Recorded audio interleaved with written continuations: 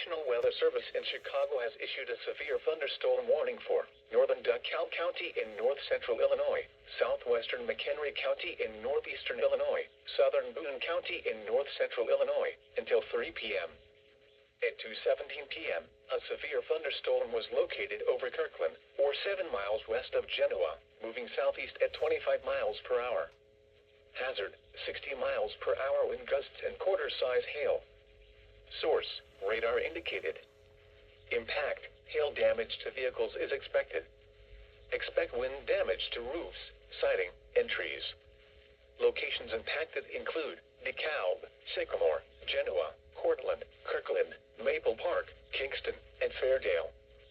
For your protection, move to an interior room on the lowest floor of a building.